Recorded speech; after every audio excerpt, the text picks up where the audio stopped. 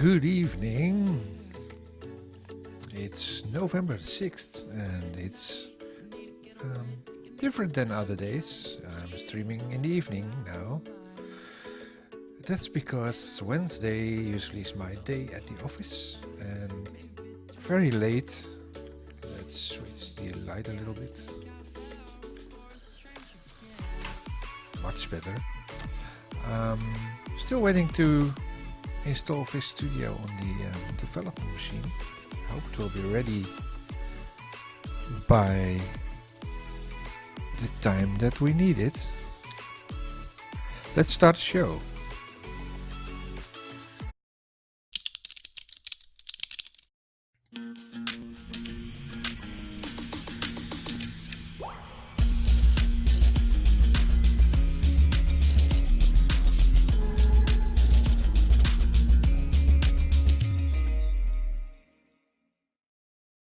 Welcome back, and today is a different day because I'm not going to do office development today, but I'm having a first look at Blazor.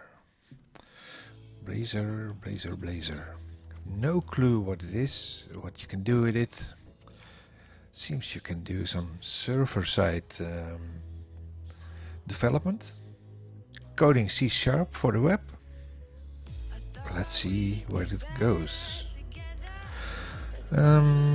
Kicking the screen.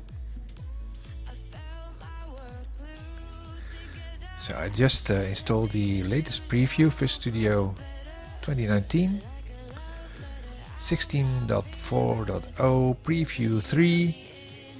Let's launch it.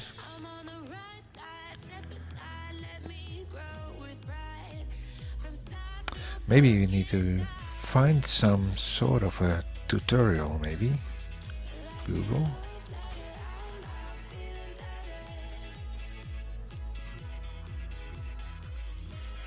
Blazor tutorial. Here we have a tutorial from Microsoft. Build your first Blazor app. Okay, October 30. Click. Daniel Roth and Luke Latham.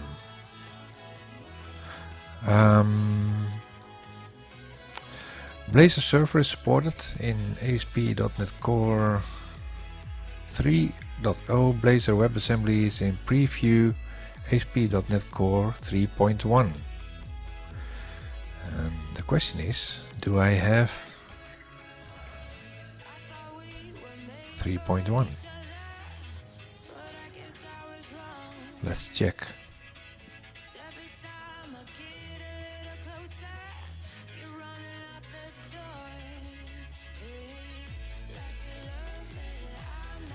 .1 SDK.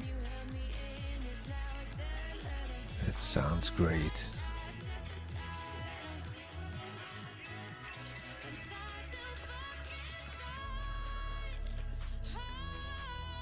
Okay. I trust that that will be alright. This tutorial shows you how to build and modify a Blazor app. For the guidance in the Get Started with ASP.NET Core Blazor article to create, follow the guidance in the Get Started ASP.NET Core Blazor article to create a Blazor project for this tutorial. Name the project to-do list.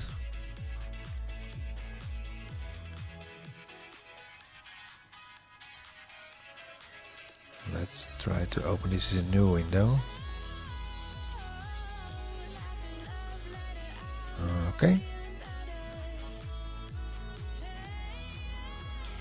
Blazor server is supported ASP.NET Core 3.0. Blazor WebAssembly is in preview for ASP.NET Core 3.1.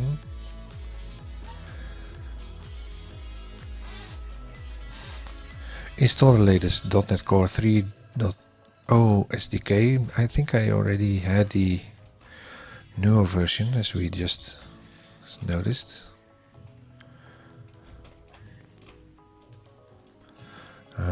So I can probably skip this. Optionally install the Blazor WebAssembly template by installing .NET Core 3.1 preview SDK. My guess is that it's... well, let's just follow this. And then running the following command in the command shell.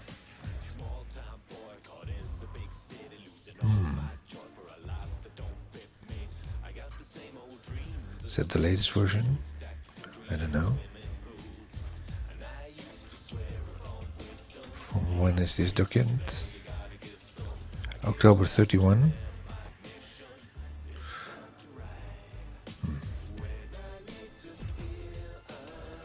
Well, let's just do this. Command.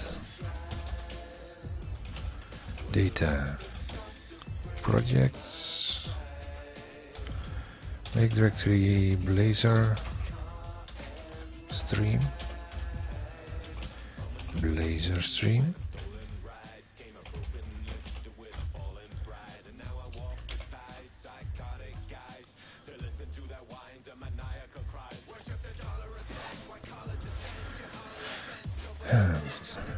.NET new. First check if this .NET. Yeah. .NET new. No, without a dash. New.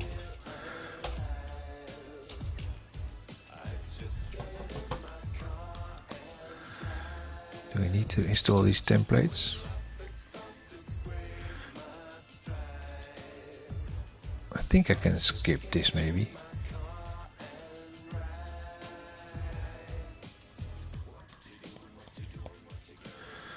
Install Visual Studio, ASP.NET Web Development. I think it's in there somewhere.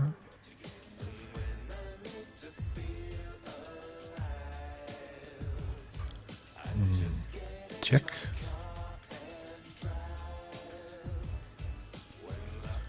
Programs. Visual Studio.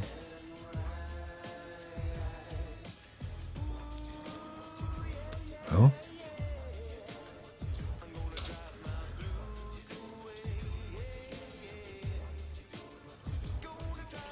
Visual Studio.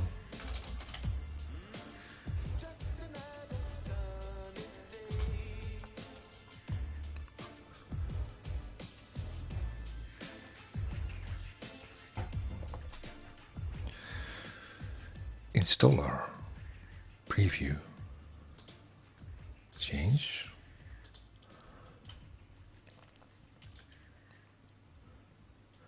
That should give the options.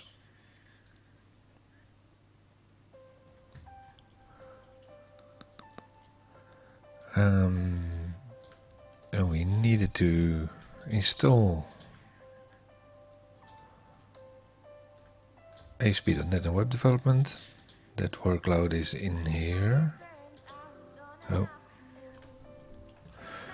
And what does it install?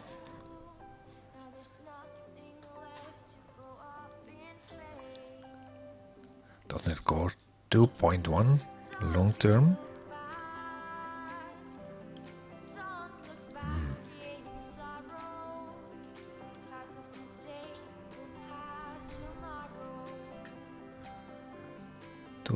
.1 3 runtime.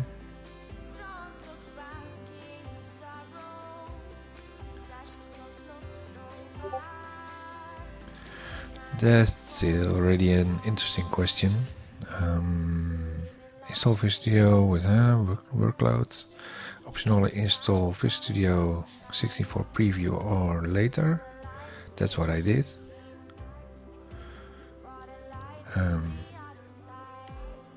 for Blazor WebAssembly app development.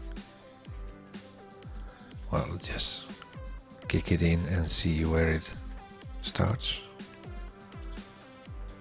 Oh.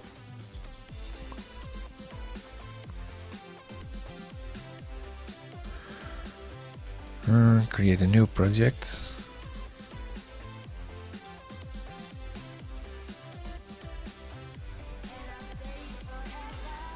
Blazor app.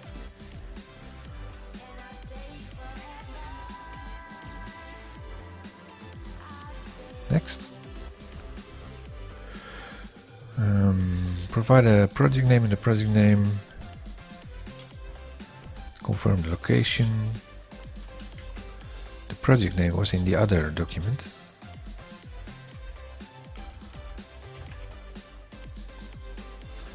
To-do list. We're going to create a to-do list.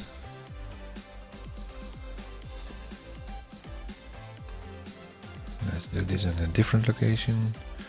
See data. What? See data projects. To-do list. Place solution and project in the same directory. Provide a project name, accept the default project name, confirm the location entry is correct, provide a location and create.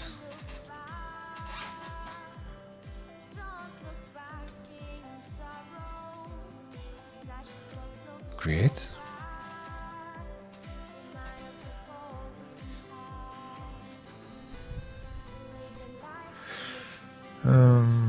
Let's see.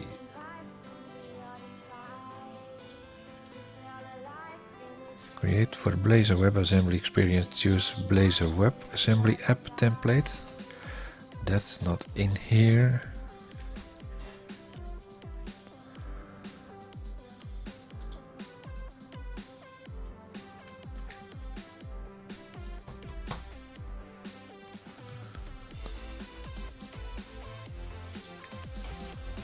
Blazor.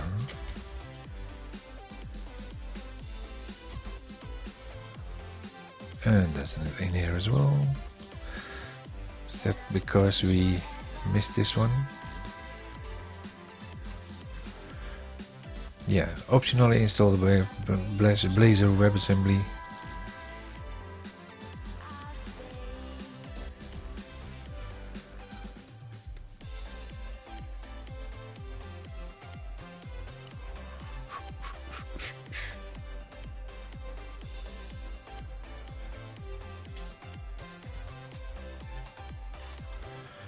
How do we know the latest version? Google.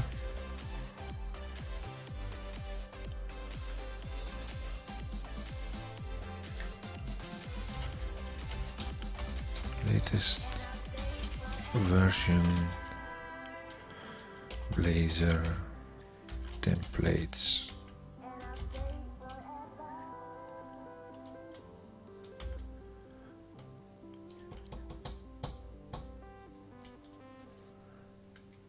Three.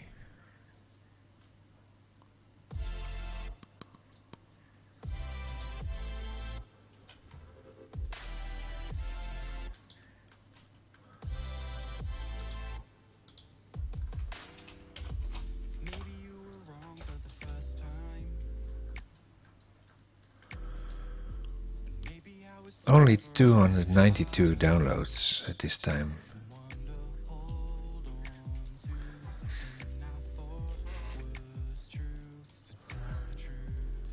Is that preview 2? And what's in here? Preview 1. That's this one, so it's already outdated.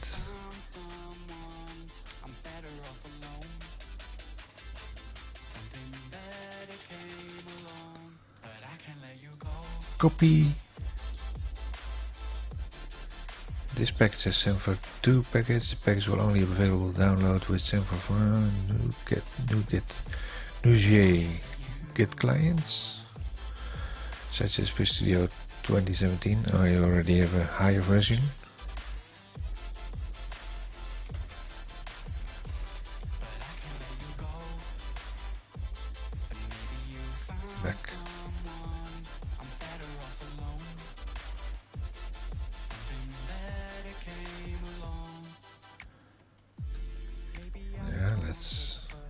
close this and do the other one first.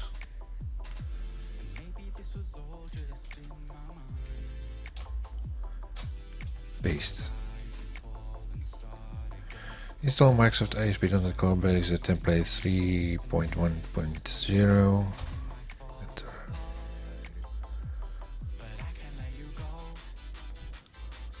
Let's make this a little bit bigger to read.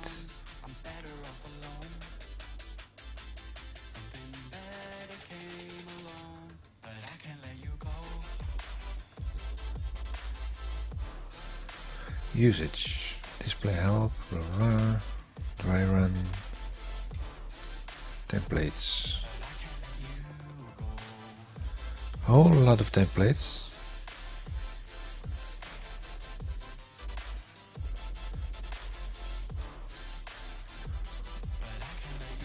Start Fish Studio all over again.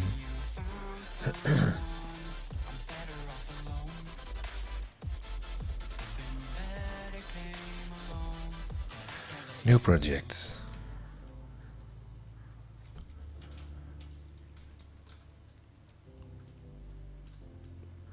Select Blazor app. Blazor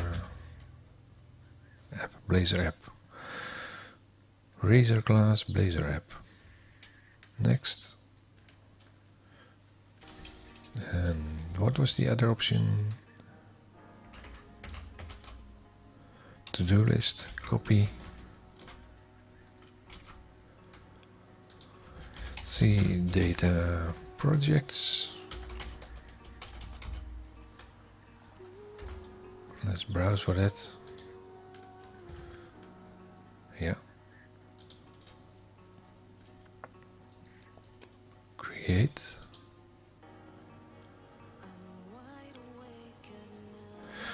Okay, now we have a Blazor WebAssembly. Difference is project template for creating Blazor server app that runs on the server side inside an ASP.NET Core app and handles user interactions over Signal R connection. The template can be used for web apps with rich dynamic user interface. Or the other one, a project template for creating a Blazor app that runs WebAssembly. This template can be used for web apps with a rich dynamic user interface. The difference is that it's not using Signal R going to the server, probably.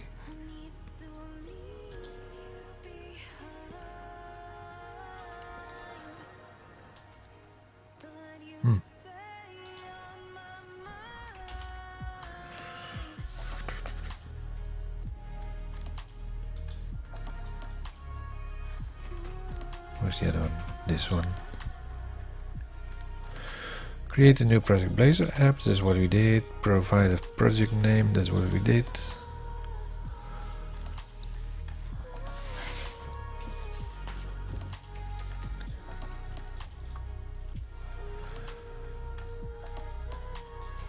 Confirm.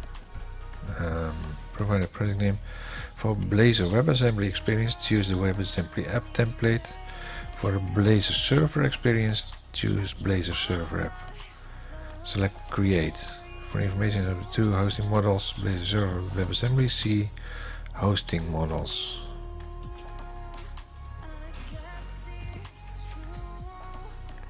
Blazor Server is supported in 3.0, WebAssembly in Preview 3.1 Core.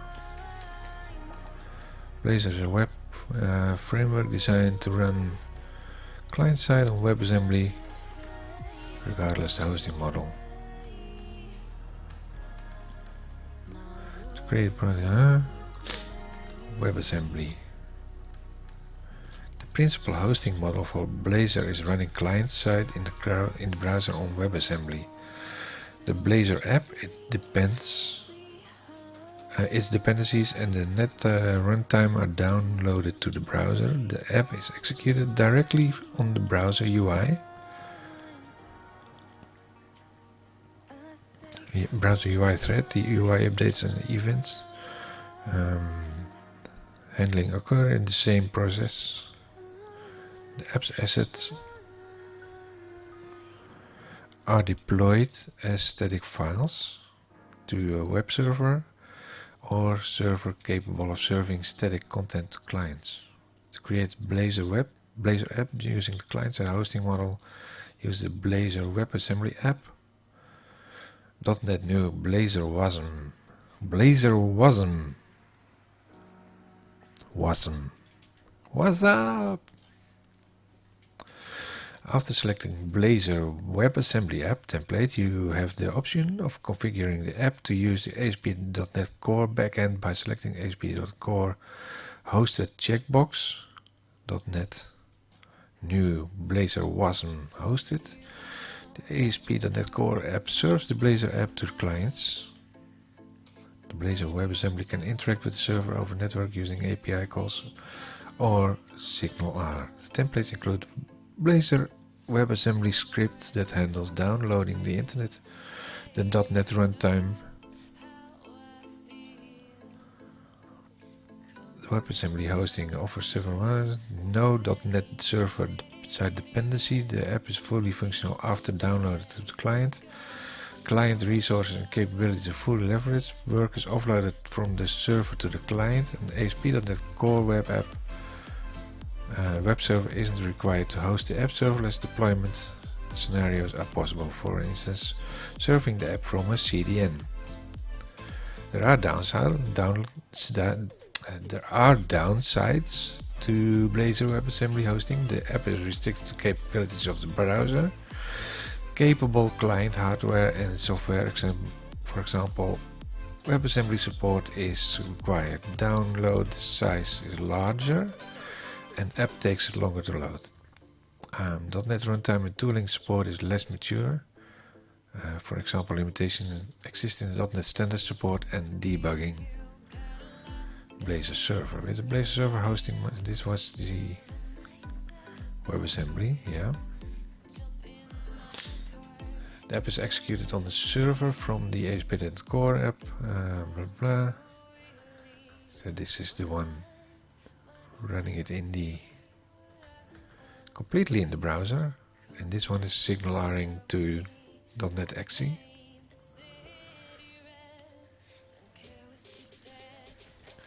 To create a Blazor app using the Blazor server hosting model, using ASP.NET Core Blazor server app template, .NET New Blazor server. The .NET Core app hosts the Blazor server, SignalR, server-side services, the app to request handling pipeline, Blazor server JS script, establish this connection. Blazor download the size is significantly smaller than Blazor WebAssembly. .NET Core. Thin clients are supported. Blazor server apps. Comparison to server rendered UI. One way of understanding server apps is to understand how it differs from the traditional model for rendering UI in ASP.NET Core. Apps using Razor views or Razor pages. Both models use Razor language to describe HTML, but they significantly differ in how markup is rendered.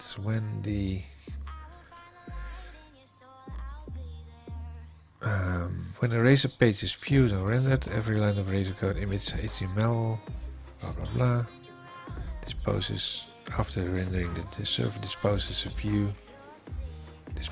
the page or view instance, including any state that was produced. When another request of the page occurs, for instance, the server validation fails and the validation summary is displayed, the entire page is rendered to the HTML again. The page is sent to the client. A Blazor app is composed of reusable components.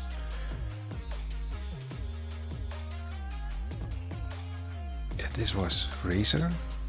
This is Blazor. Blazor app is composed of reusable elements of UI called components. A component contains C# code, markup, and other components. When a component is rendered, Blazor produces a graph of the included components similar to HTML or XML document object model DOM. This graph includes component state, health, in properties and fields, blah, blah, blah. Binary format can be turned into HTML text during pre-rendering, used to efficiently update markup. UI update in Blazor triggered by user interactions, such as selecting a button. App triggers, such as a timer. The graph is rendered and the diff is calculated. Blah, blah, blah. Circuits. Blazor server app is built on top of the core Signal R. Each client communicates to the server over one or more Signal R connections called a circuit. A circuit is a Blazor abstraction over Signal R connections that tolerate temporary network interruption. When a Blazor client sees the Signal R connection is disconnected, it attempts to reconnect the server using a new Signal R connection. Okay, UI latency. Time to from initiated action to the UI to the time the UI is updated. Smaller values for the UI latency are imperative. Reconnect to the same server. When a client detects that the connection has been lost, the default UI is displayed to the user while the client attempts to reconnect. If connection fails, the user is provided the option to retry. Okay, stateful reconnection after pre-rendering.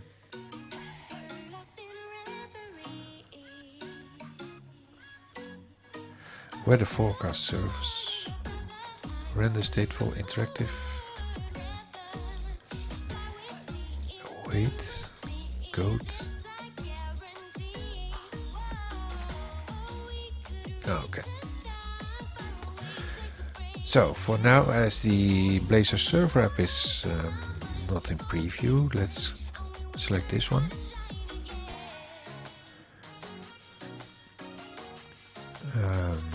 Choose the Blazor server app. Select create. For information to Blazor, this was what we did. Create. Do we enable Docker support? Requires Docker desktop. I didn't install the Docker yet. Create.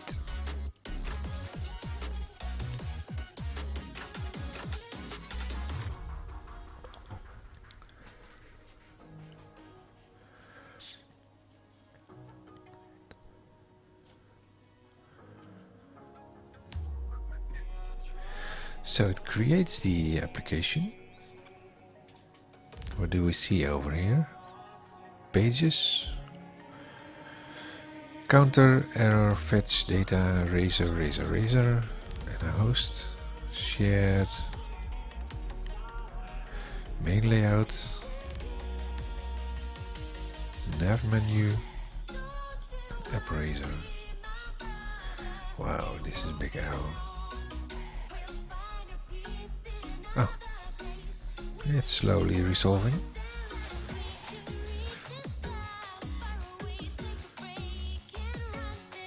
Press F5 to run the app. How easy can it be?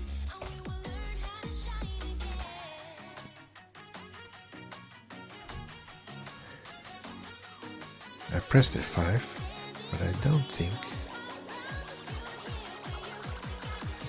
Maybe I should select this one, press F5.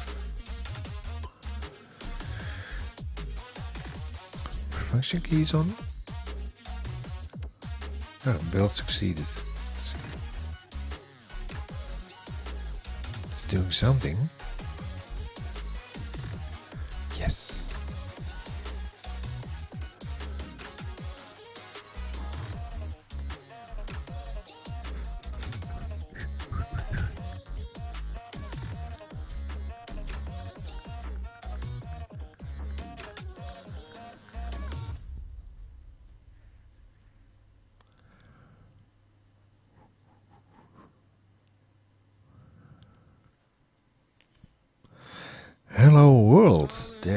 have it. My first Blazor app. Let's see what you can see in the communication over here.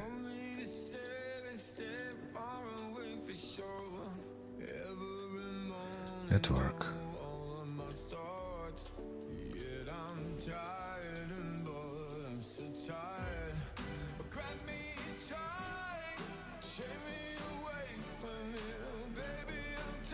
What's new? Multi-client support?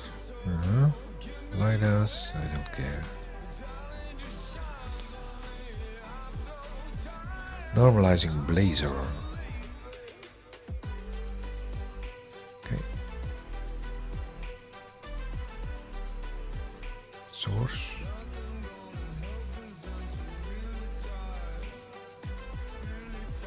Ah, okay.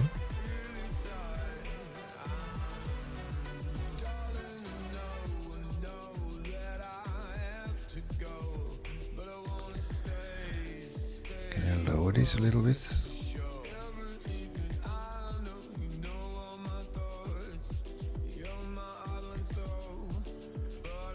No way to get this smaller, this window.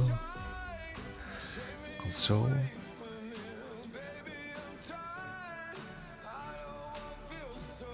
Okay, let's continue with the instructions. Multiple pages are available in the sidebar. Home, counter, fetch data. Let's close this one. Home, counter, fetch data. This is the demo that they also used for, I think, the .NET Conf. On the counter page, select Click Me button to increment the counter without page refresh. Click, click, click, click, click. Yeah. Can we see that if we do this in the developer tools?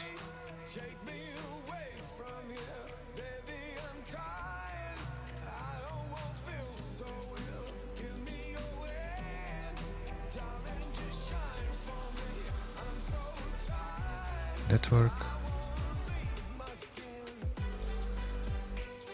There's no network going on. Let's see. On the counter page, click me the page refresh. Incrementing the counter web page requires writing JavaScript, but Blazor you can do C#. Have a look at the page.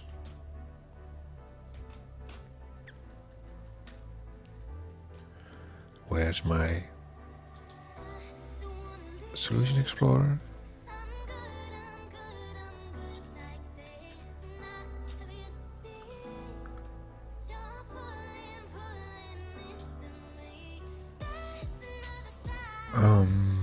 What were we looking at? The counter razor? There it is. Page counter, current count, button primary. I think is it using Bootstrap? On click, increment count, click me, code, current count, increment count. So if you refresh this page, it's probably back to 0. Yes.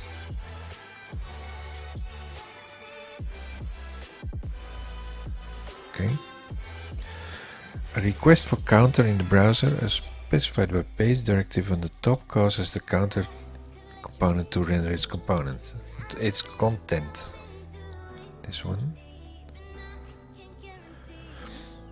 Components render into an in-memory representation of the render tree that can be used to update the UI in a flexible and efficient way. Each time you click the button, the on-click is, that's this one.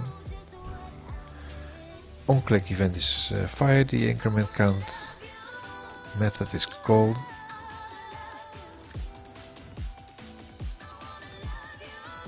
current count. Component is rendered again. Yeah.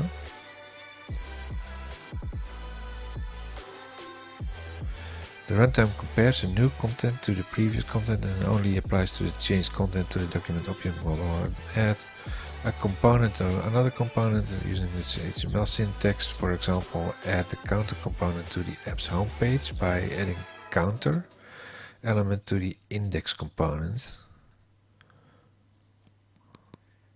That's like the index component. There we have page, hello world, welcome to the new app, and now we are going to include counter. Luckily it has some intelligence. Save. Do we need to refresh this? Reload. Let's see. Run the app. Yeah. No live update.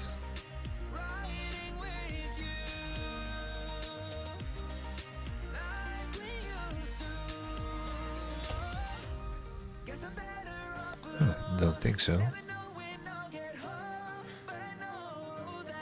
No.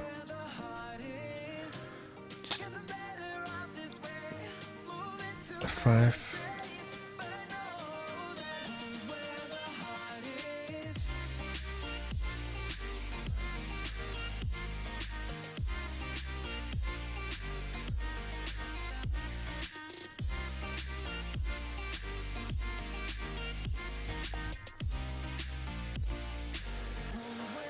Now the counter is also on the home page. Click me.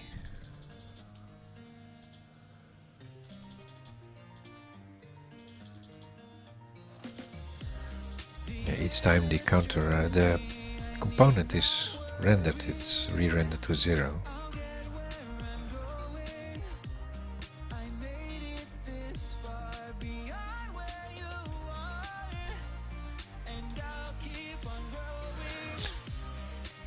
The homepage has own counter provided. The component parameters are specified using attributes or child content, which allow you to set the properties of the child component to add a parameter to the counter component, update the code block,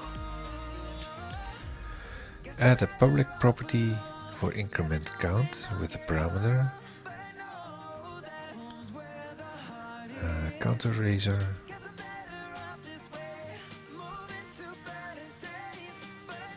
Counter razor.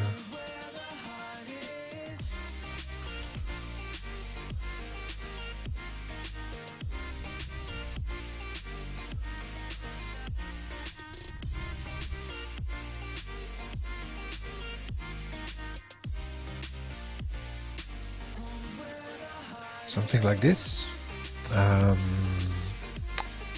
What did we need to do? Add a public property. Counter. Where's the public property? Increment. For increment amount with parameter attribute. Yes, that's something like the attribute parameter. Public int increment amount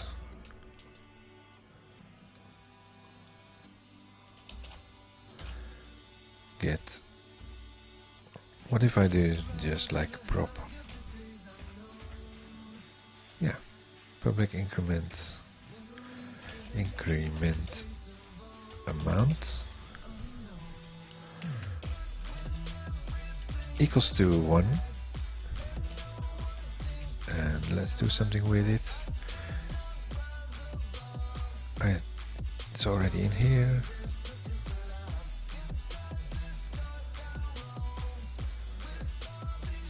increment count, current count plus equals to increment.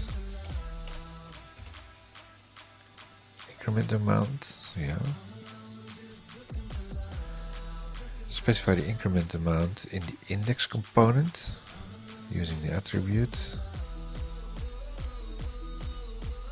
Ah, okay.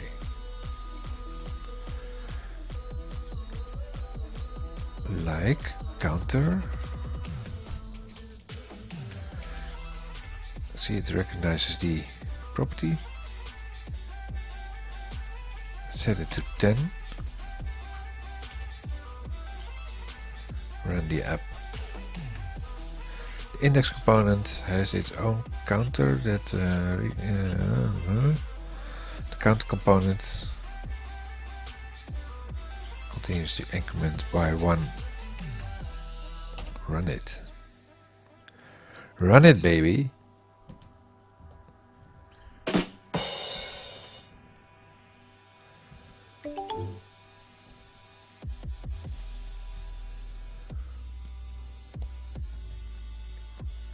Come on, there you are, you can do it. Oh, and why is it not set to 10?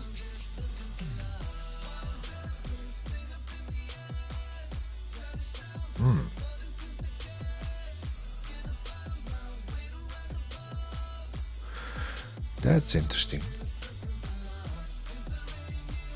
Oh, it's the increment amount. Oh, sure. I was misreading this completely. Because the other one, the increment amount, is set to 1. Counter. Yeah.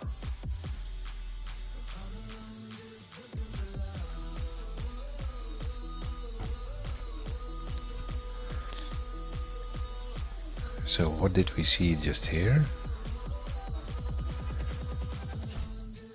We provided a parameter, and in the case of the home page we said it was set to 10.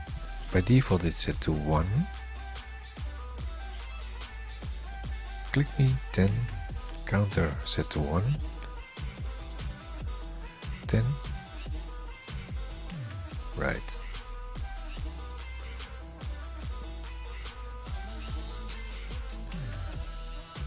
Run the app, and the index component has its own counter that increments by 10 each time the click me button is selected. The counter component counter raiser at counter continues to increment by 1. Next step, build your first Blazor app. I thought we already did build our Blazor app. Okay. Build your first Blazor app.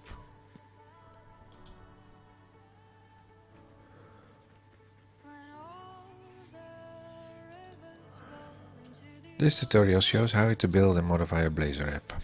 Build components.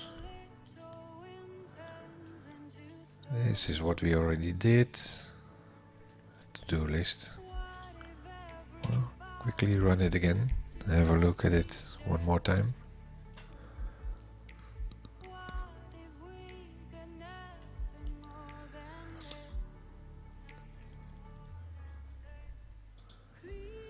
Fetch data about.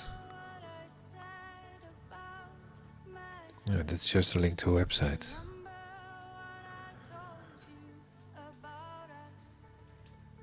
docs.com, asp.net.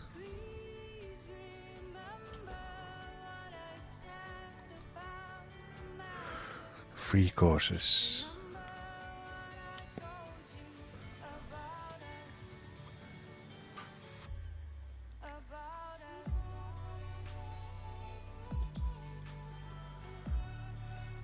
Blazor. Free Blazor training course. This short course from DevExpress provides an interactive Blazor framework. Yeah, okay, maybe later. Can we search for this? Blazor.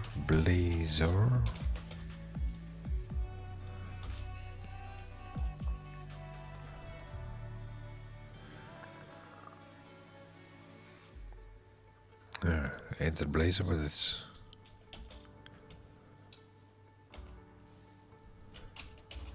ASP.NET.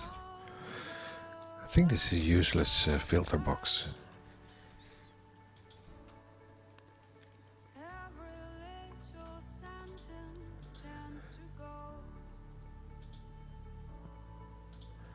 Okay, this is what we did. Browse to each of the app's 3 pages, folder home, counter, fetch data. These pages implement the Razor component, index Razor, counter Razor, Solution Explorer.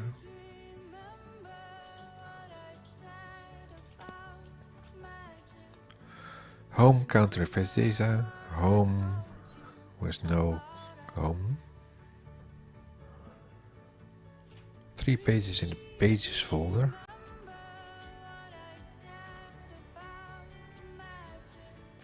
Home, counter and fetch data.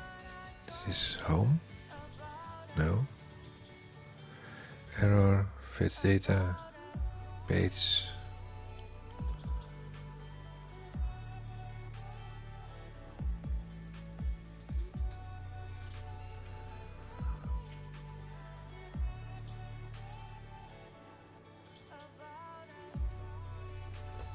Router app assembly, type program assembly. Sorry, there's nothing to add this address. Really? Crickets.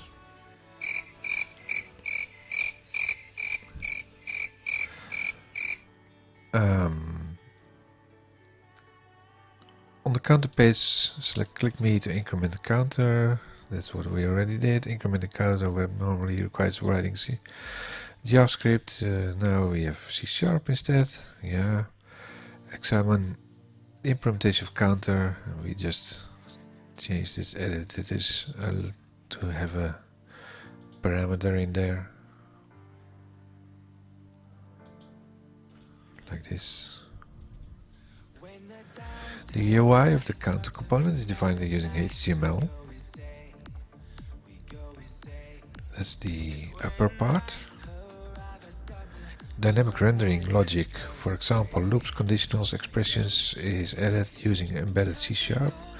Syntax called Razor, the HTML markup and C# rendering logic are converted into component classes build time. The name of the generated .NET class matches the file name.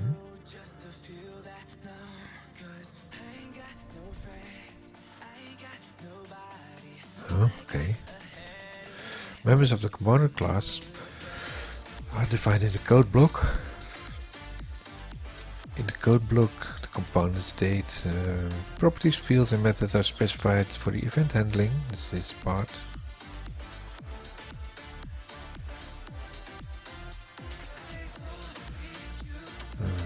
For event handling or for defining other component logic.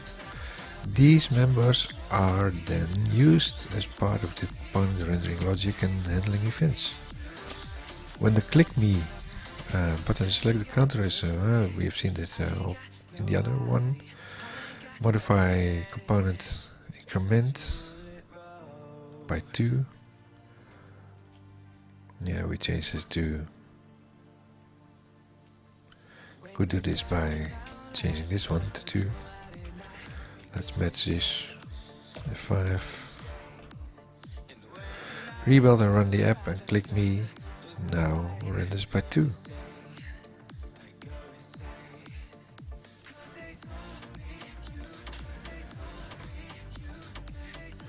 I code, therefore I am.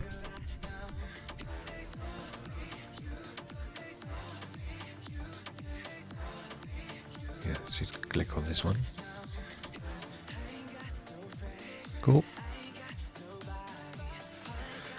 Rebuild, use components. Include a component in other components. That's what we did already. That's what this one. Rebuild and run. Don't do that because we already did that. Component parameters. That's what we did as well. Specify the increment amount. Element, yeah, that's what we did. Reload the index components, route components. The page redirective. The page directive at the top of counter specifies that the counter component is a routing endpoint. The counter component handles requests to send to counter. Without the page directive, a component doesn't handle routed requests, but the component can still be used by other components. Dependency injection. If working with Blazor server app, the weather forecast is registered in singleton in startup configure services. That's something in startup, maybe? Configure services, there you have it. Weather forecast service. This method gets called by the runtime. Use this method to add services to container. For information on how to configure your application, visit microsoft.com blah blah blah.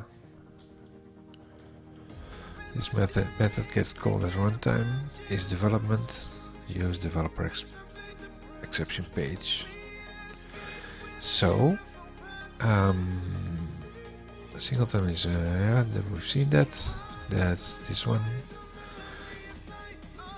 The inject directive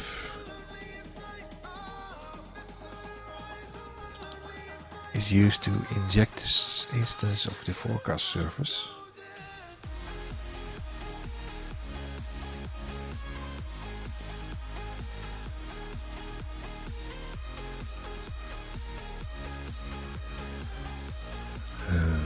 With the forecast service in the fetch data component. Where is the fetch data? Fetch data inject weather forecast service using to-do list data. Loading. Data temperature Celsius Fahrenheit.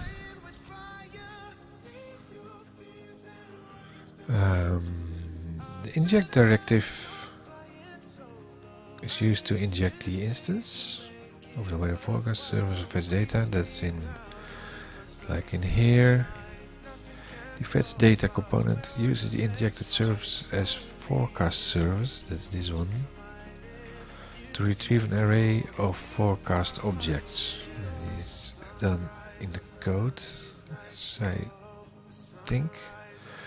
Protected override async on initialized async forecast await forecast service get forecast async datetime now. Blazor WebAssembly experience. If working with WebAssembly app, HTTP client is injected.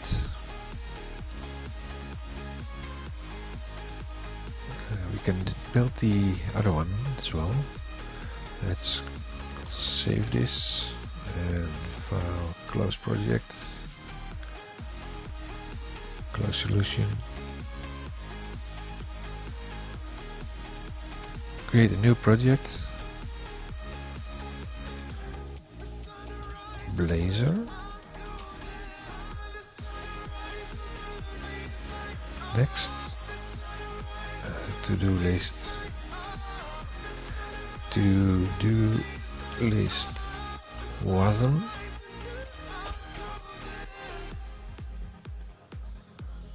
Create. WebAssembly app. Enable. Authentication is not to be enabled in here. ASP.NET Core hosted. Well, let's leave it. Create.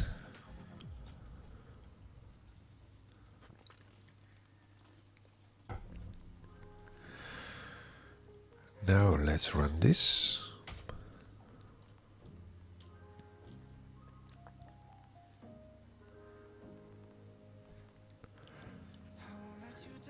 So this time we get a client-side component,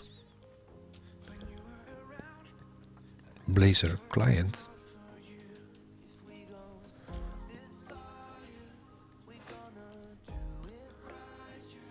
We're building a Blazor wasm component.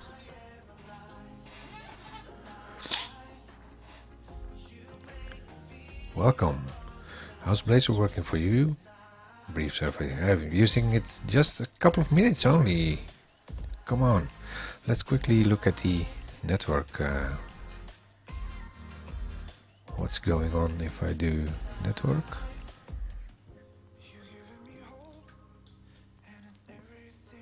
Reload. Loading. Oh, wow.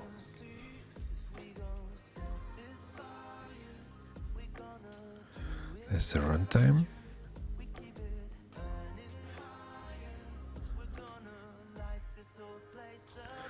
This is to-do list. It's a DLL. Wow. Okay. Let's continue with the text. WebAssembly experience. If you're working with a WebAssembly app, HTTP client is injected to obtain the weather forecast data from weather.json. In the www.root sample data. Also, it's not actually not collected really.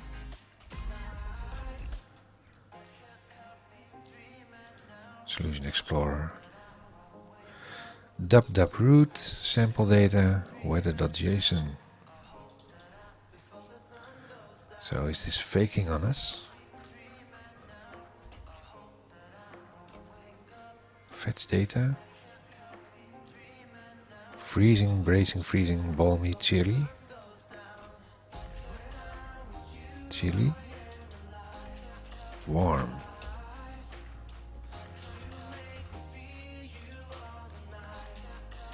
Wow. So it's actually not going out to the weather forecast as we've seen with the server side item. Let's see why this is it not supported to get the weather forecast? Working on Blazor WebAssembly HTTP client is injected to obtain the weather forecasts from root sample data folder. Override async. This is the fetch data. Let's check that out. Solution Explorer fetch data pages.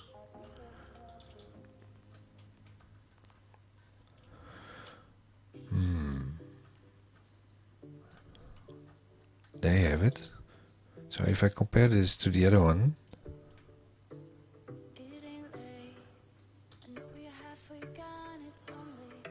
let's compare it with the server side.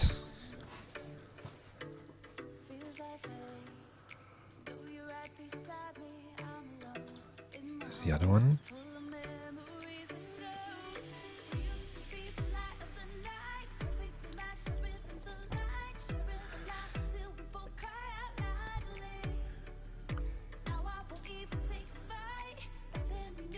First look at Blazor.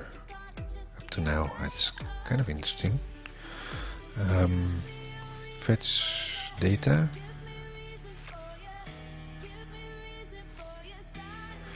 This actually injects the weather forecast service from the startup. This one. Oh. Did I just click it away? What? It terminated. It crashed on me. It is a preview, obviously.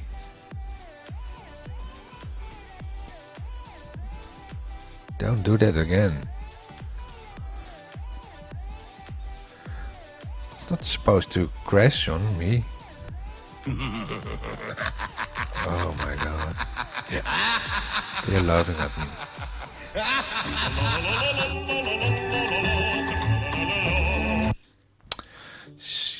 stop it. I was opening. Yeah. Fetch data, and I was going to look at the startup. Don't do it again.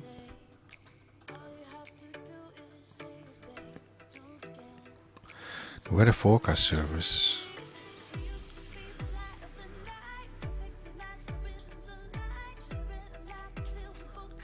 Yeah, this one. Oh, what? Yeah, this is the summaries. And where does it collect the information from then?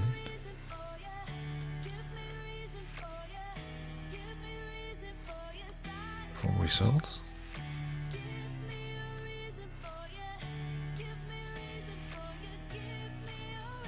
I have no clue where it is getting this from.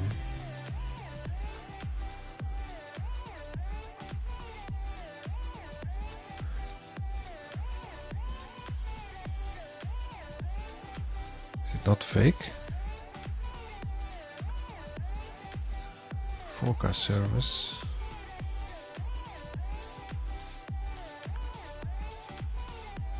Go to definition.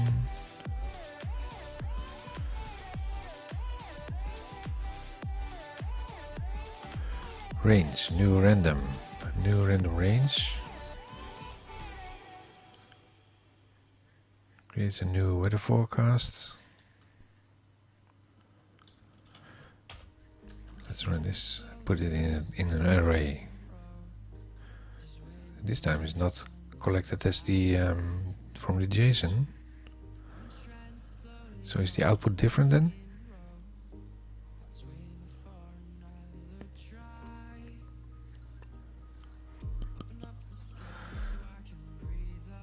Fetch data.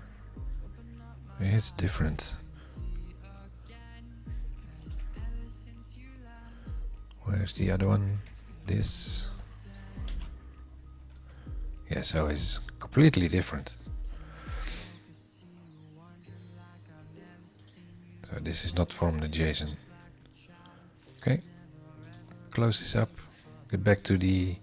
This is the server. Close the server. And go back to the information.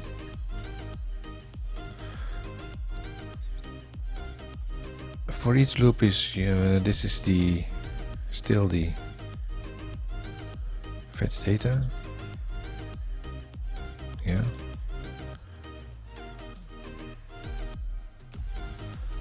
It's looping over this one. For each loop is used to each render forecast instance as a row in the table. Forecast for all the items in forecasts.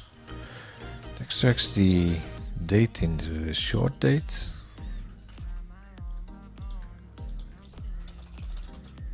Long.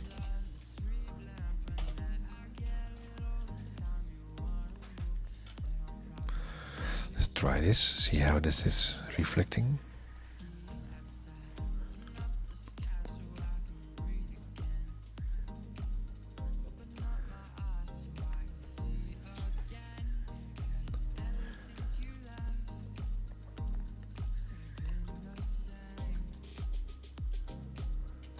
This is really some different things than office development. Sunday,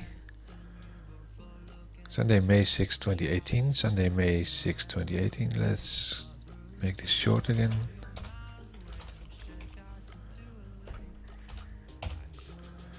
Sunday, May. Try to remember what it was. I really have a bad memory.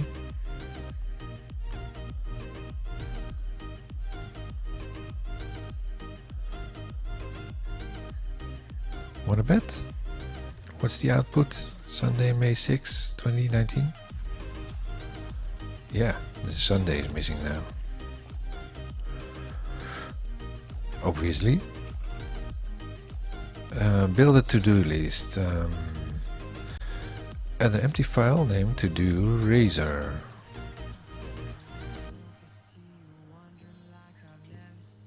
Let's spin this first. Come on, resize. Why isn't it resizing? Come on. Shit. It's not doing what I want. The resizer is gone.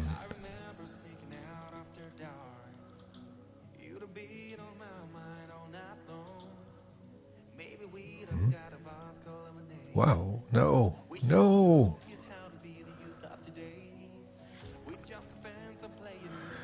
Why can't I resize this? There's an error in here. Let's create a new new item.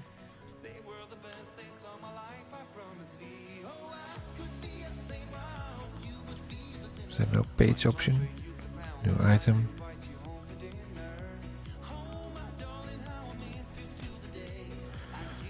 Razor page or razor component. What does it say? Add an empty file. Page is private. It's called a component.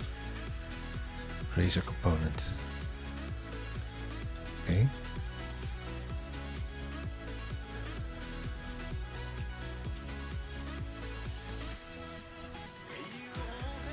Does it look like the same thing?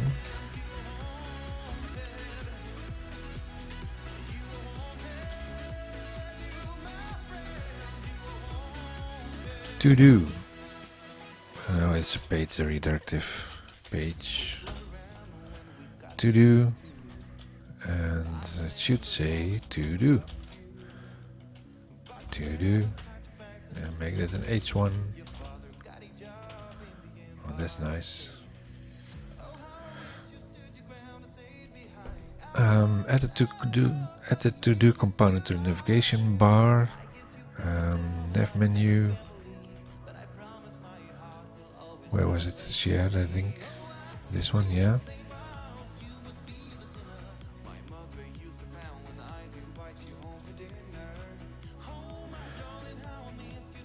Let's copy. Where do we need to put this? The nav menu component. Blah blah blah. Adds a navlink element to do below the existing list items. So just put it in here.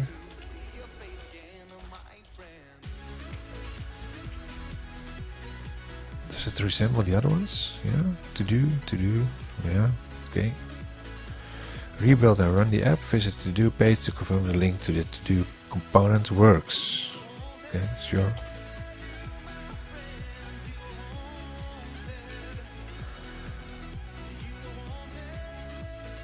I did press F5, but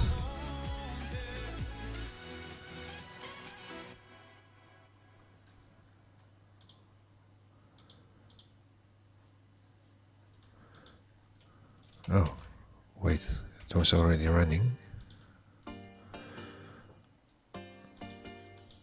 I need to reload it, I think. Why is there not? Well, the page redirective expects a string surrounded by double quotes. Okay.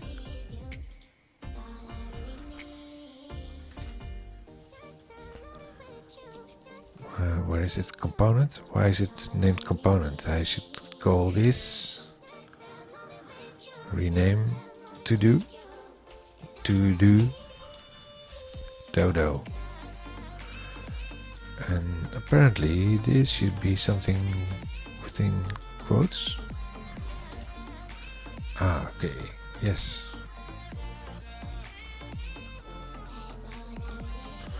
Learned a new thing today.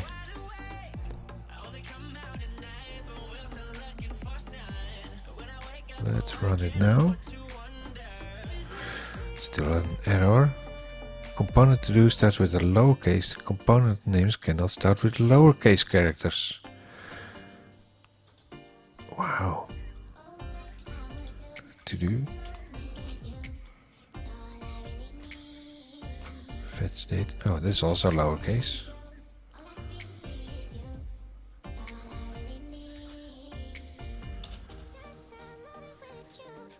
What was going wrong? The nav thingy in here. To do.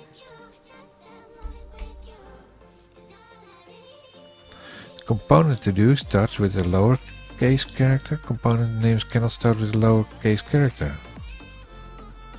So why is it doing it this time with a lowercase character then?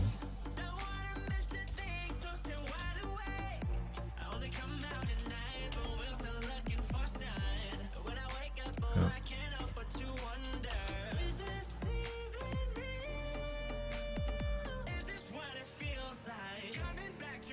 Interesting.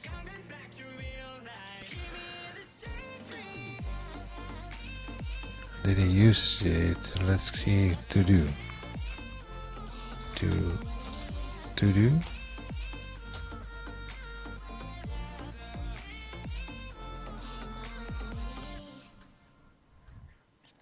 My resizers don't work. Terrible.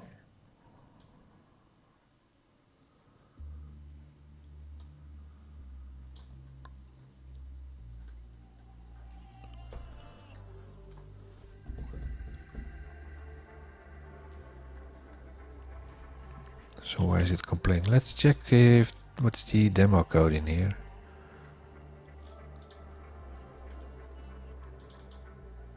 Oh wait, this is the issue. Really? This should be renamed to uppercase. To do like this. Build.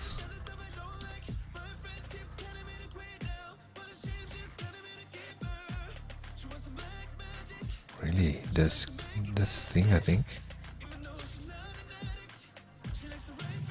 So the page itself is not allowed to be named with a lower caps. Wow. So if I rename this to fetch data with a lower,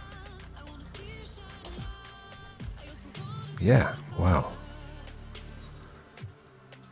So it's case sensitive for some reason. And the protocol is to have this as an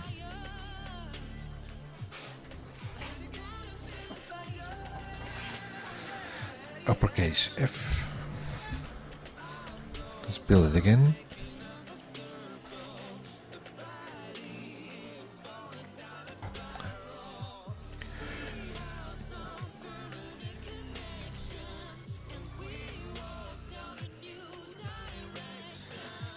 Run it. Now I should have a to-do page on this.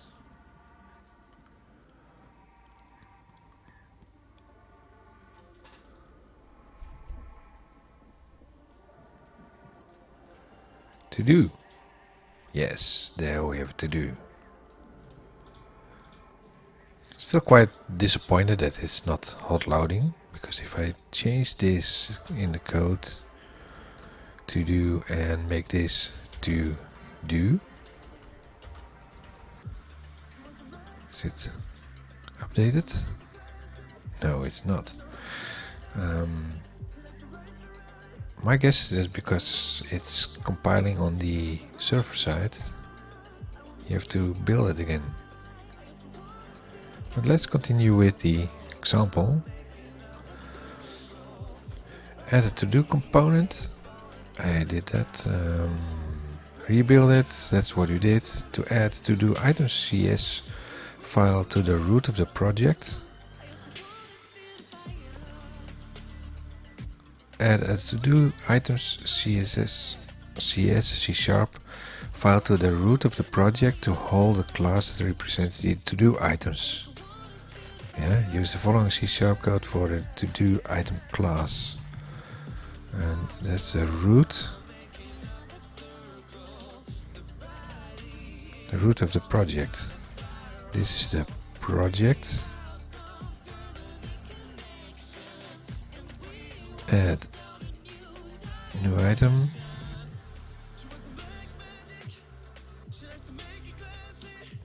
What was it called again?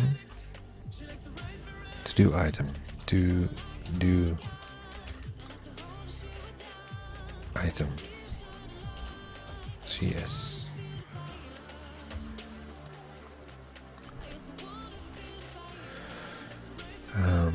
Namespace to-do list was up. Public class to-do item, that's correct, so we only need this part. Copy or just prop. No. Yeah. String, what's the name, title. Oh, prop. Bool is done, bool is done. Yeah.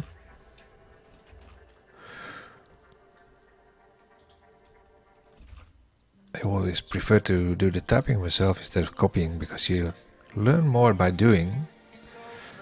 Just typing it in. The more sensors you use doing things, and you learn more. Return to the to-do component.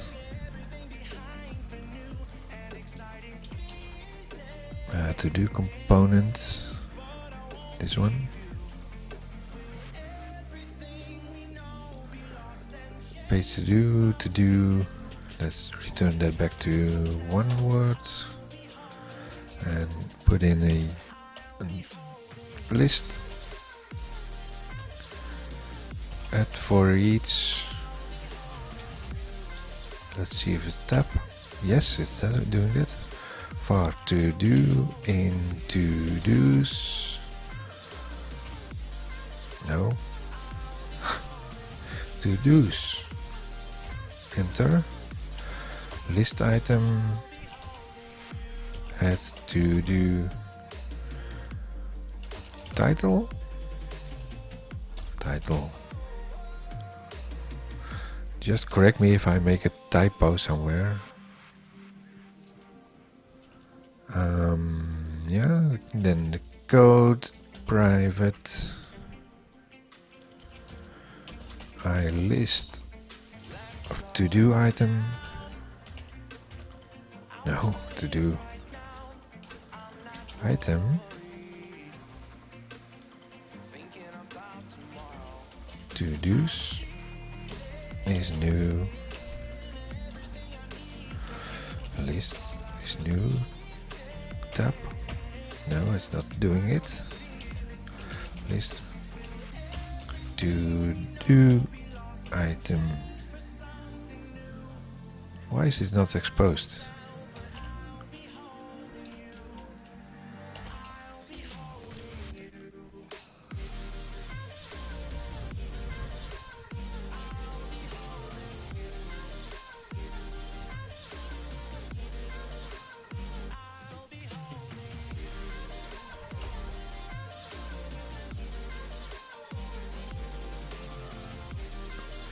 Why is it not resolving the to-do item? Type to could not be found. What if I build it? Build failed. Yes, that's what I noticed as well, but why is this not working? Because I got a public added to-do item class to the root of the project.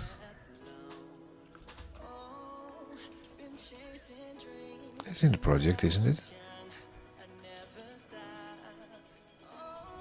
To-do item in here.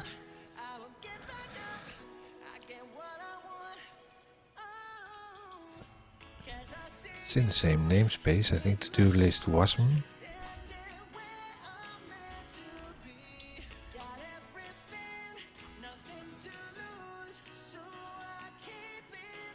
Oh, why is it back to lower caps then? Why?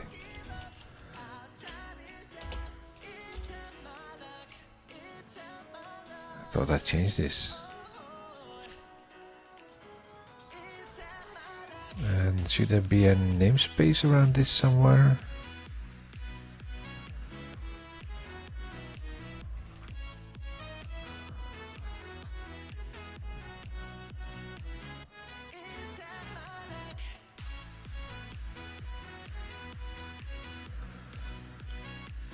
Must have missed something over here. Oh, it's now recognized. Wow, okay. Let's see, iList to do item, and this is the typo. That's it. Wow. Okay. Why was it so late of recognizing to do item? App requires a UI element for adding to do items to the list. Add a text input and a button. On what file do we do this? The to do, I suppose. After the list, input, placeholder, something to do.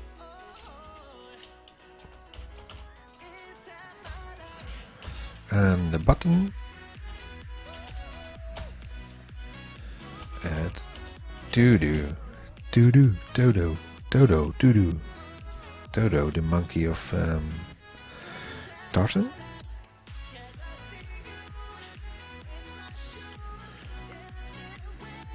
Rebuild and run the app.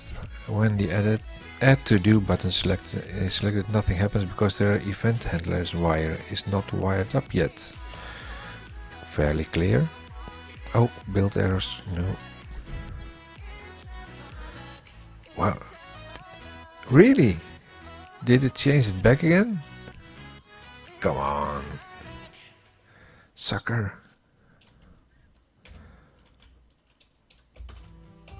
I think you were all witness of this, weren't you? How many times did I change that back?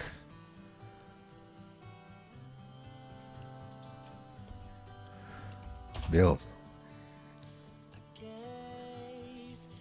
There's a bug in the system, I think. Reverting the name back to the lowercase file.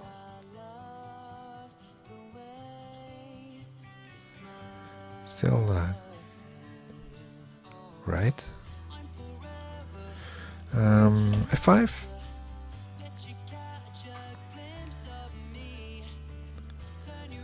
Keep an eye on the to-do item in my solution, because it's... You saw me change it to the uppercase. Sometimes it turned back into a lowercase component name, and that's failing. To do, something to do, test, and nothing happens because, as we said, it's missing the handler. Right, we need to put a handler in. Now I'm curious to see if I kill this one again, if it's reverting back to the lowercase. Still going strong. What if we do add to do's? Save this.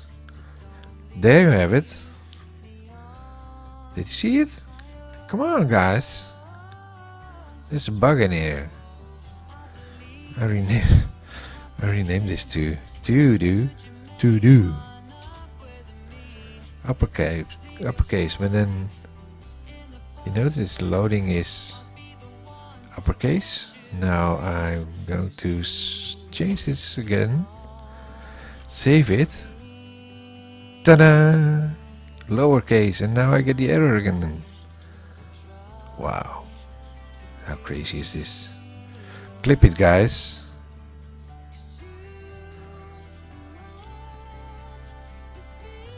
Well, change it back again. Let's check the file location.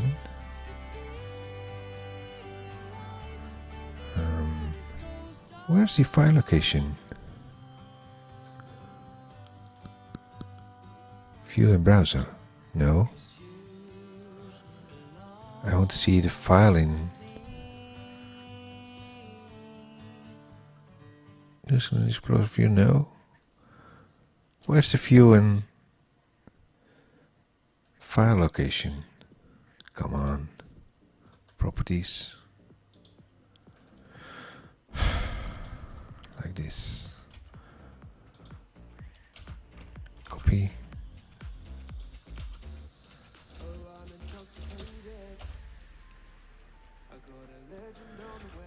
So what if I change it back over here?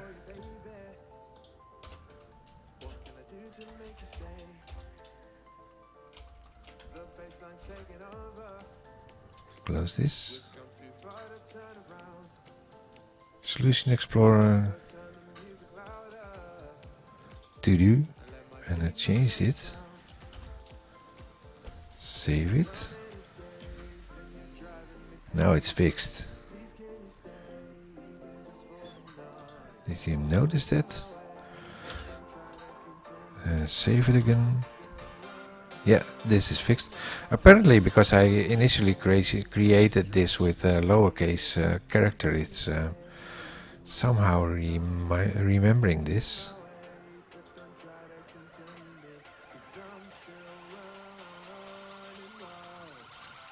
And reverting it back. Wow. That's a bug. I make a note of this and maybe file a bug with the Fish Studio team. Create lower caps component. Rename to uppercase. Edit content. Reverts back to lowercase. Okay, I made a little note of this, and if I get to do this, I should put an item on the to-do list to bug this issue where the file is renamed to lowercase. That's a bug in Fish Studio Preview 3? Is it Preview 3?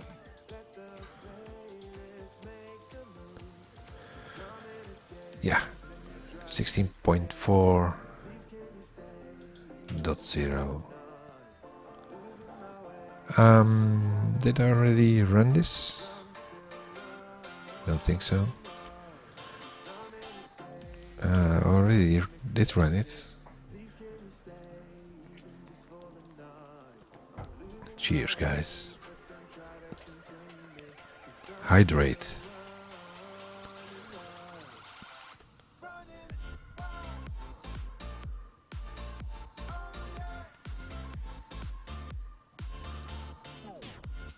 To do. Test. Yeah, that was, we needed to add the handler. Quite short on memory. Let's kill this explorer here.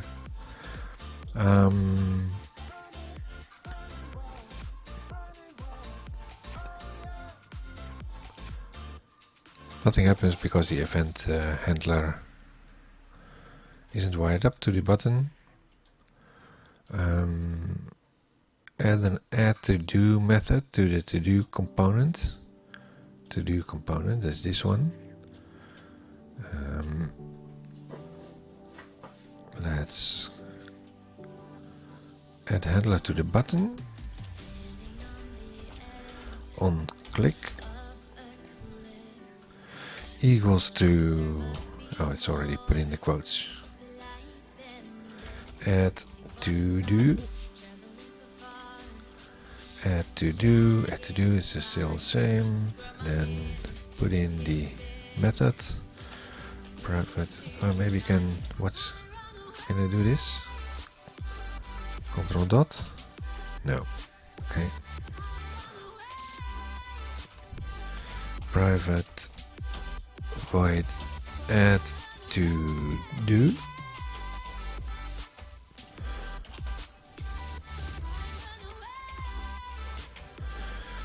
To get the title of the to-do item, add a new to-do string field to the top of the code block.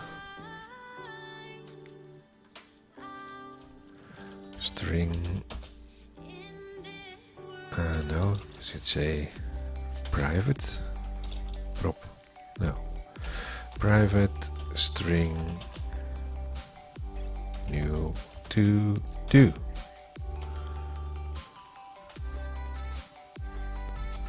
Something like this.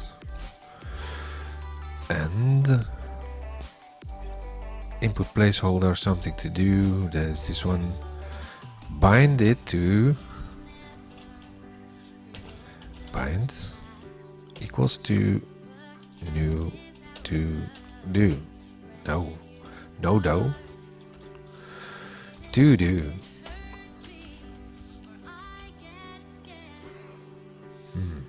Okay.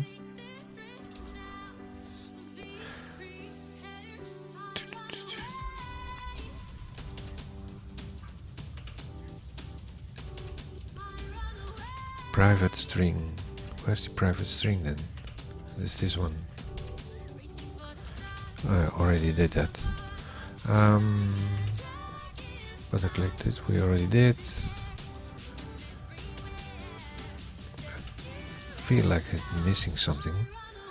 Let's see. Placeholder. Something to do. There's this one. Add to do button. Add the handler on click, then add the method in here,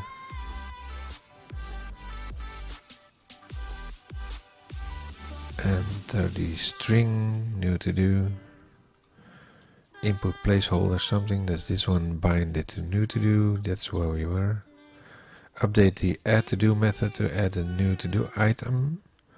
That's this one.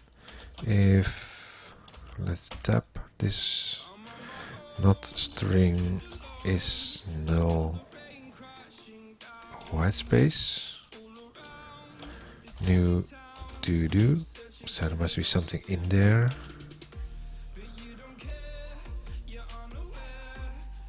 To do's add new to do item, initialize its title equals to new to do,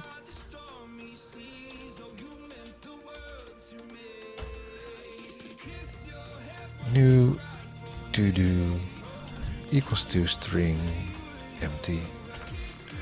Did you notice this? By the way, if you enter the the IntelliCode, you now see two start items over here, and that means this is by machine learning. They encountered that most people will use empty or format after hitting the dot, and for that they put that up in the list. So making your code editor smarter.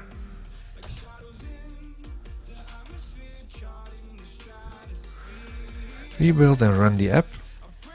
Did you know that, by the way? That the IntelliCode now is using machine learning.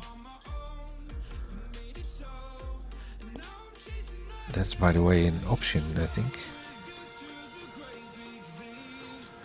Tools, options, IntelliCode,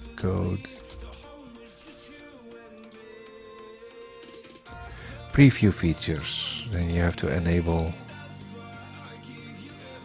like refactorings. That's a nice one.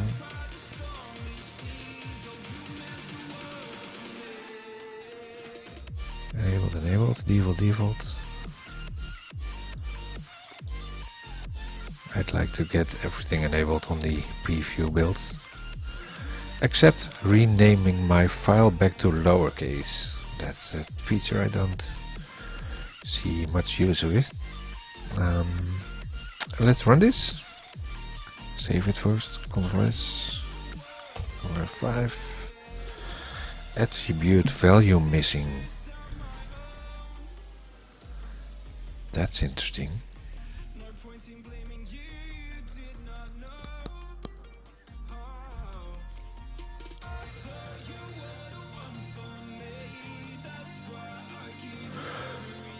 this is part of the default code. href class reload.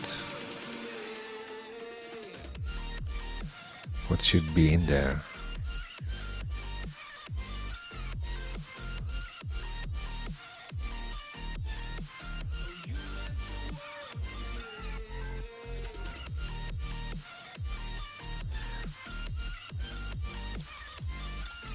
The question, do you need this then?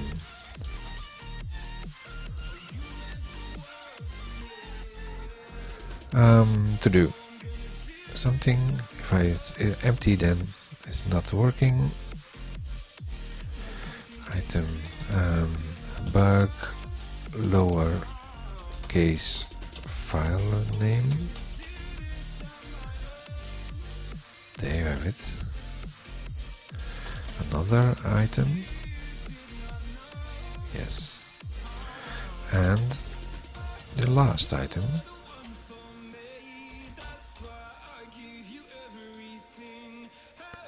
If you reload it, it's all gone again.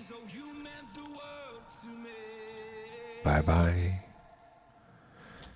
Bug another item. Yeah.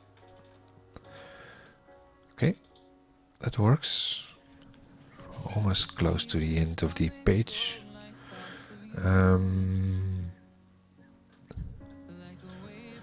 The title text for each to-do item can be made editable. The title text for each to-do item can be made editable. Checkbox can help keep the user track of completed items. Add a checkbox input. Yeah. To-do.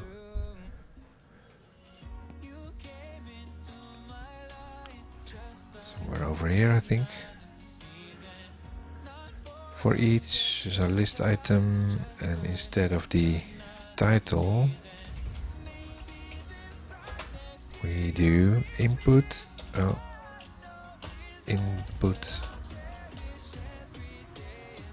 type equals to checkbox,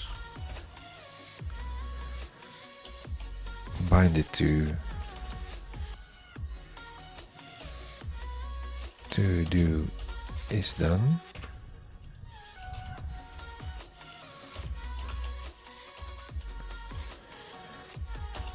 Input bind, oh come on, bind equals to title. No. Typing is hard to do.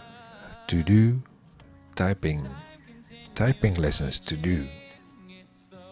To verify that these values are bound, update the h1 header to show a count of the number of to-do items that aren't complete.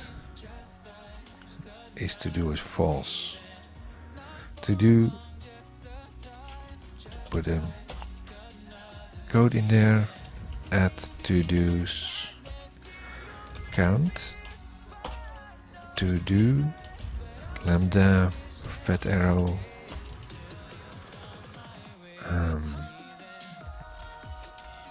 not to do dodo, to do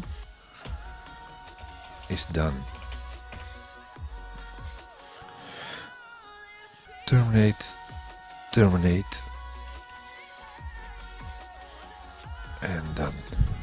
The completed to do component. To do, that's done. We did that. That's check. Input placeholder, check. Let's just run it and see if it's working.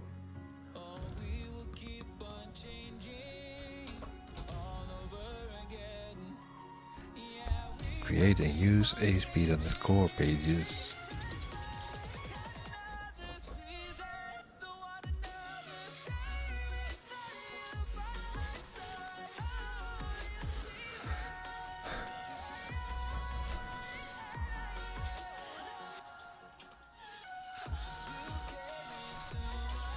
Item 1.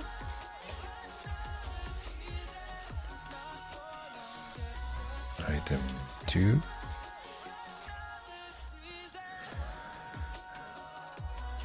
Item 3. Don't say 4 if it's item 3.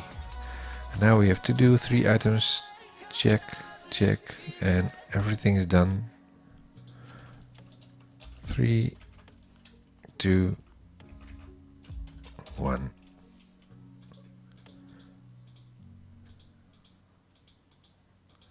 Nice. And back to 0. 1.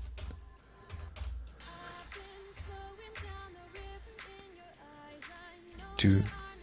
Should do something about the focus here. 3.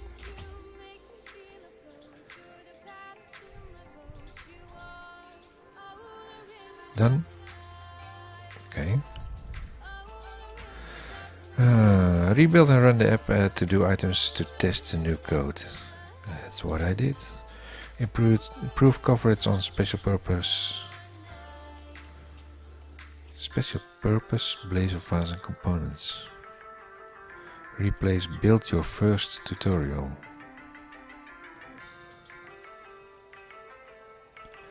Edit. Work this issue with the feedback from add startup code block on build your first app page.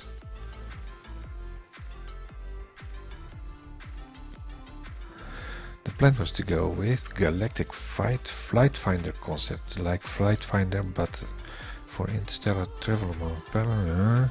Considerable progress was made in version of the app for this, but this 2.1 RTM took priority.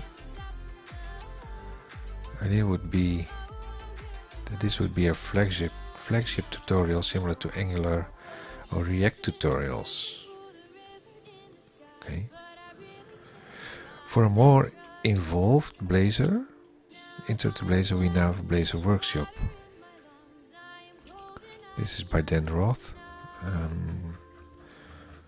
So that's, I think, the author of this page, Dan Roth. Yeah, it is.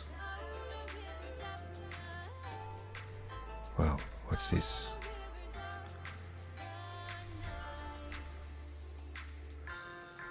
Planet Surface. I've created a prototype of build your first Blazor. In order to keep it simple and focused, learning objects test what is evolved into a Doctor Who planet database app. There's a surface. Nice.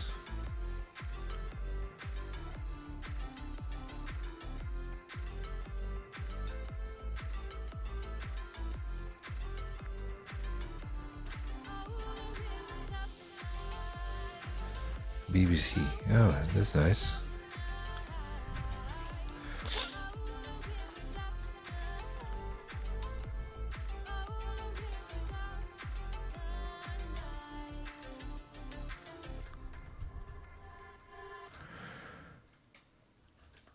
Let's store a link of this file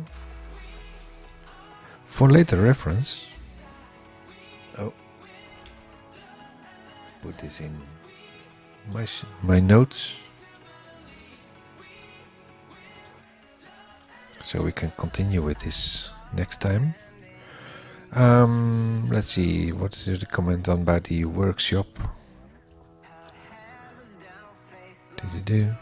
I like the concept of planet. As much as I love Doctor Who, I don't think we can refer to it directly in the app though.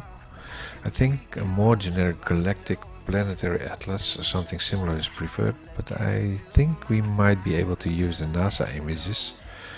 So it's his problem. Dan's problem is apparently that he is not allowed to include the BBC items. I agree the license would be safest. Here is the form if you want to forward it to Sheila. I can supply the descriptive information for the fields.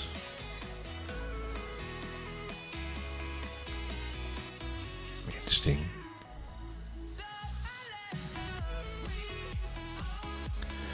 That's a good pointer for learning this. And what about the workshop that I just noticed? Here, Blazor Workshop. We're also having the Blazing Pizzas app in the Blazor Workshop.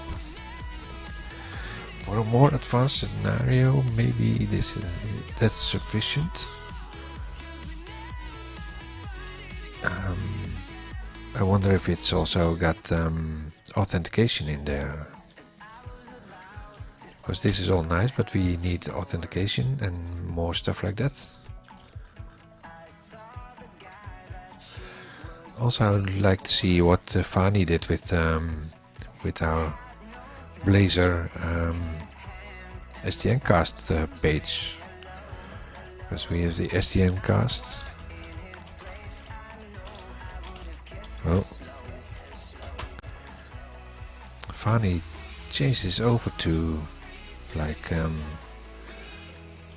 SDN cast preview as your websites.net. Oh, it's a different name. SDN cast.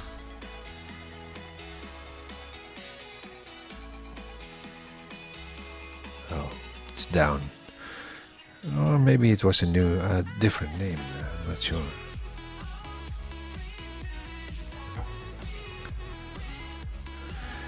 I can maybe check it on GitHub.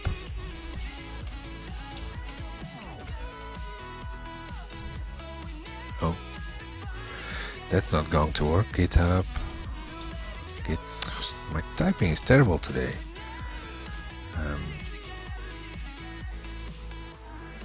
Focusing. I'm focusing today. Do you notice? Did you notice, guys? I'm focusing. I'm focusing on Blazor.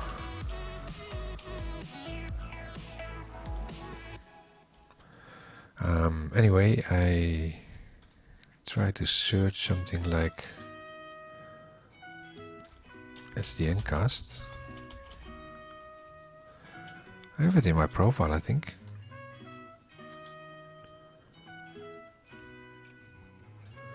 SDN cast.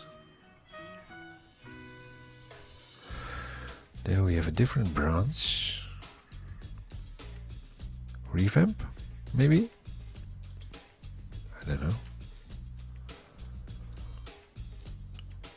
Source.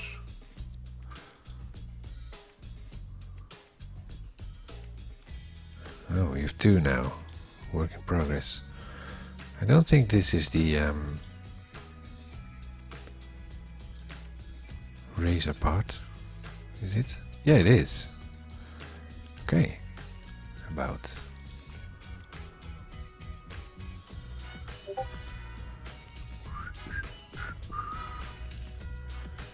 Host thumbnail.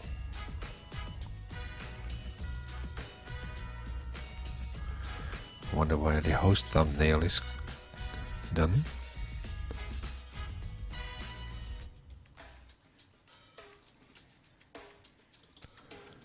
Live coding, this is live coding page.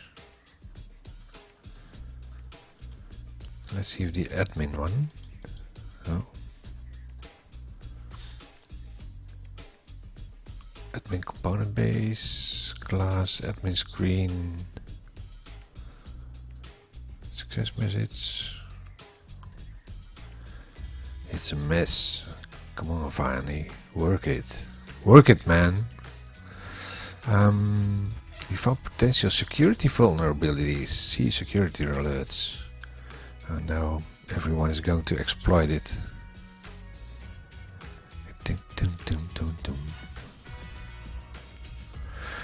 We need to do an update on this. Oh, this is the this is maybe what I was looking for. Copy, authorize. Let's make a note of that, because I need to learn more about that admin component base.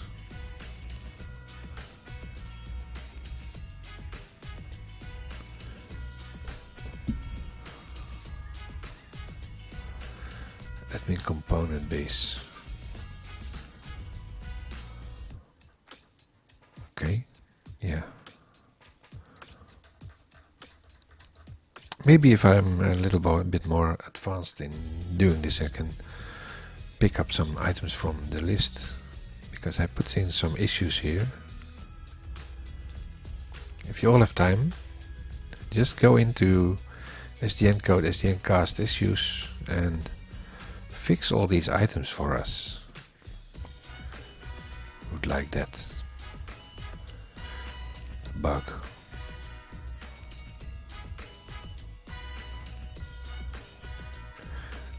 All posted by Fani and by me. Anyway, I was looking at the workshop that then Roth was pointing to, the pizzas one. Build your first. Let's see, this one. Copy. Let's do that next week.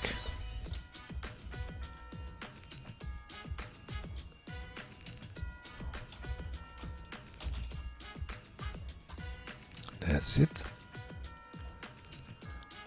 Let's quickly have a short look at it, at the Blazor workshop.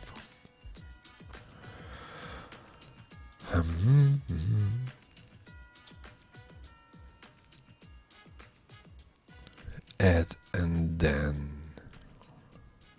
view all commits by then. 19 contributors. Wow.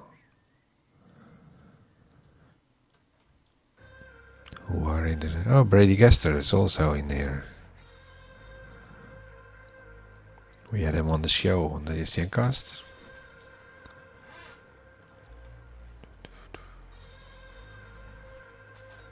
That's I think the only one, except for Dan, that I know.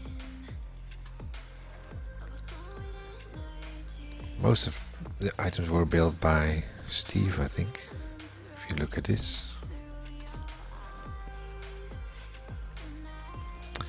Yeah, so this is some interesting thing to do next week.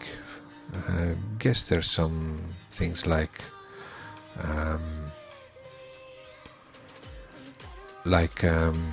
what was I trying to say? The security items in there, like logging in maybe, and because the one that we currently built was a little bit simple, but it did show how the Blazor items working. Create and use ASP.NET Core Racer components. Click on that.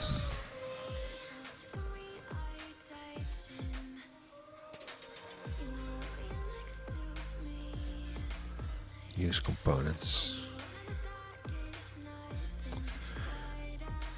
Is this a continuing story? Oh, it is, because it's a full series of pages. So I'm almost done with the stream now, because 10 o'clock tomorrow at let's go back to the main screen. Tomorrow morning at the European time, like 6:45, I'm continuing my development for Office development, researching the custom XML nodes, but I try to dedicate a Wednesday to the Blazor development. So if you like the Blazor development, follow me on this channel for next Wednesday, I should say. And Monday, Tuesday, Thursday and Friday I do Office development. And maybe I'm going to switch some more items. That's not only doing Office development from the morning items, but also bring in some more variation on the topics. Let's see what we can do on that level. Maybe also some gaming in the weekend. I also would like to do that because I like to force myself into gaming. I don't spend any gaming at all at this time. I have this great service from Microsoft, the Xbox Pass for PC as well, but I never use it because I just don't have the time for it. I'm only streaming and streaming and streaming. And we need to do more about this. Save this link for next week. And then I'm going to say goodbye to everyone. And if you're into my research for office development, then join me tomorrow morning on the stream. And that's let's get world clock in there. World clock.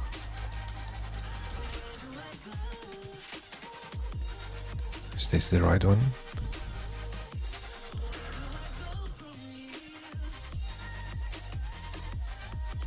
Can I pick a time in here? Some way? Time zone converter.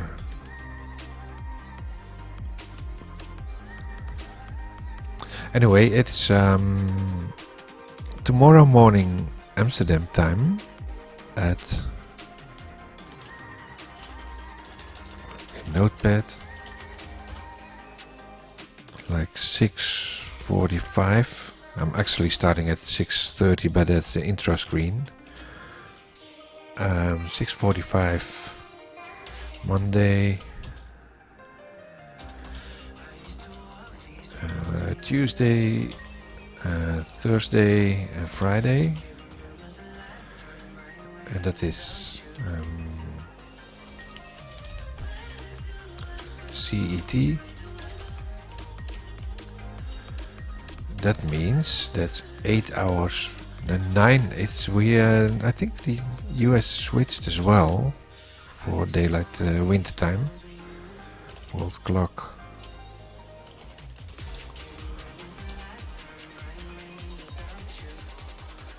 Let's try to find PST or something. Seattle.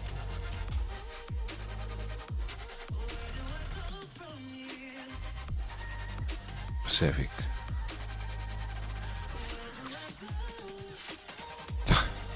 What is this? Google. World clock.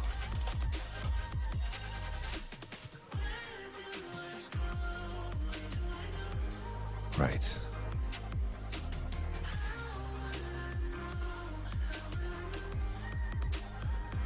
So Pacific is now PST. Where's PST? PST. It's not showing.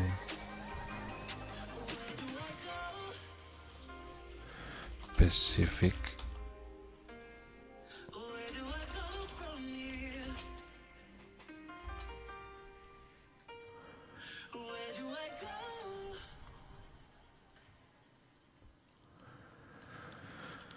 Well, New York is now like 4 p.m. and it's 10 in the Netherlands, so that's 6 hours.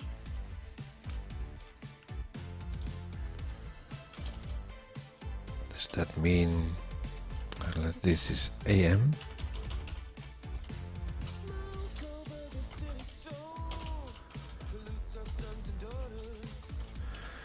My streams.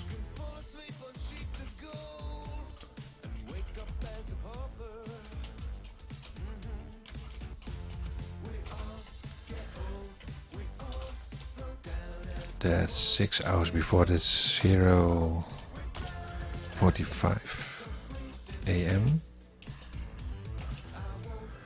Like 6. No, that's 0:30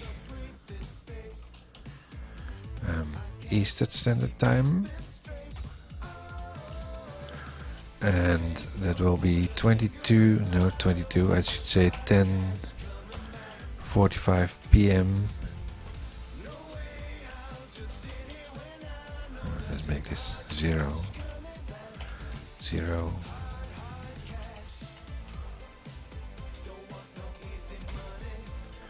$10:30 PM. Do the same over here.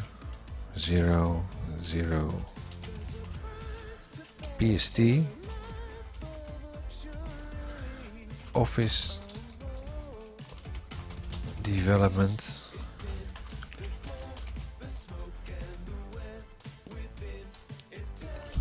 That's like JavaScript, Office, JS, React, UI Office, UI Fabric, stuff like that. And then we started a new series, Blazor development, on Wednesday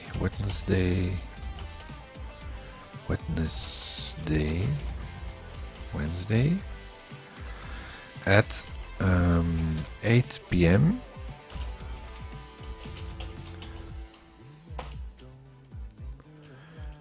Basically in the 07:45 is the intro, Central Europe time.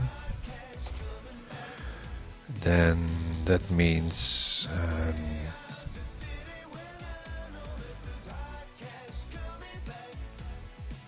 it's 4 o'clock right now in New York. It's 2 o'clock.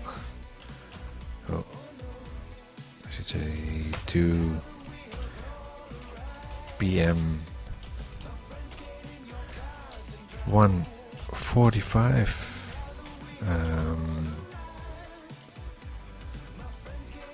EST,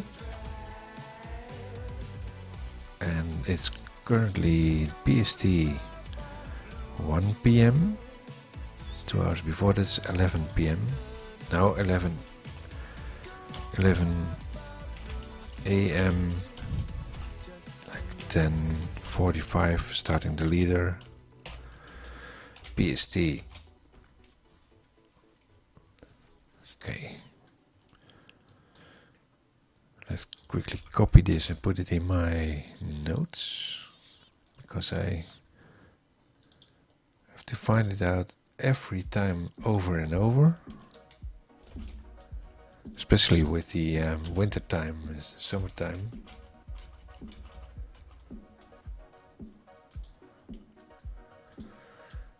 Header 2, like this. Okay, finishing up.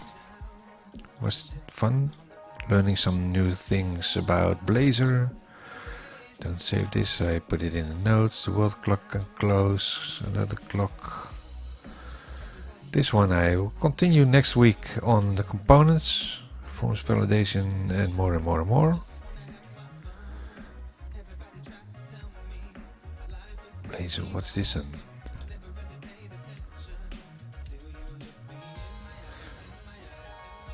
Yeah, web apps, Blazor. Yeah, next week I will continue with the components. Thanks for watching, everyone, and if you like the Office streams, follow me in the morning, as I just showed you, at like 6:45 Europe, Central Europe time. And if you like the Blazor stuff again, follow me back on Wednesday. We do my bitrate is quite quirky, by the way. Anyway, thanks for watching. I'll close out right now, and I will be back tomorrow morning, and see you next time. I say, kill the music and bye bye.